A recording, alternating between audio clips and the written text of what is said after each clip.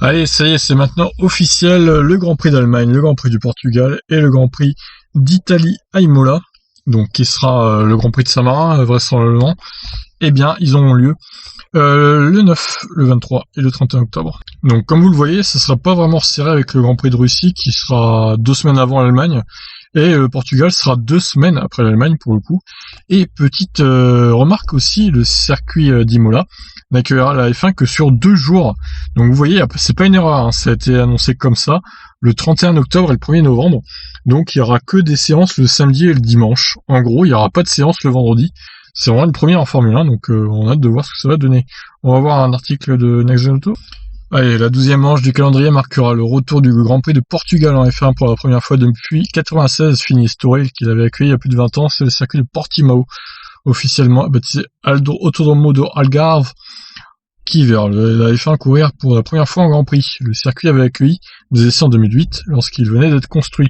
Une semaine après le Portugal, la F1 se rendra à Imola. Donc ce sera pas le Grand Prix de Saint-Marin, apparemment ça sera le Grand Prix d'Émilie-Romagne. Bon, pourquoi, je sais pas. Grand Prix de Saint-Marin, c'était tout aussi bien, mais bon. Donc le format n'est pas encore dessiné, mais il ne pourrait y avoir qu'une séance d'essai libre avant la qualif le samedi. Là encore, c'est un retour de longue date au calendrier, puisque le circuit n'a plus vu la F1 depuis 2006, édition marquée par le second duel entre Fernando Alonso et Michael Schumacher. Tout cela condamne définitivement les espoirs de la F1 de se rendre sur le continent américain cette année, d'autant plus que la situation sanitaire est toujours précaire, voire alarmante selon les pays. Oui, c'est sûr qu'au Brésil et aux États-Unis, c'est vraiment l'horreur. La suite du calendrier pourrait comporter le retour de Sepang, qui n'a plus accueilli la F1 depuis 2017. Ah, c'est vrai que Sepang avait pas été au calendrier en 2018 et 2019. Le premier Grand Prix du Vietnam sur le tout nouveau circuit de Hanoï, tandis qu'un passage par Bahreïn puis Abu Dhabi semble acquis. Eh ben, ça va nous faire pas mal de Grands Prix, hein. On est déjà à 13 pour le coup. Donc au final, si tu rajoutes, on va dire, 2 courses à Bahreïn, ça fait 15, Abu Dhabi, 1, ça fait 16. Alors le Vietnam, ça m'étonnerait qu'on y aille quand même, hein. Si on y allait, ça ferait 17, et avec Sepang, ça ferait 18. Je pense que déjà 17-18 courses, c'est bien. C'est vraiment bien.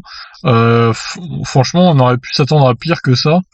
Mais bon, évidemment, il y aura eu des courses en double, donc ça booste un peu le calendrier, mais bon, au final, on s'en sort pas si mal pour ce calendrier 2020, qui va accueillir des courses inédites pour le coup, ou alors des courses qui n'ont pas eu lieu depuis un long moment.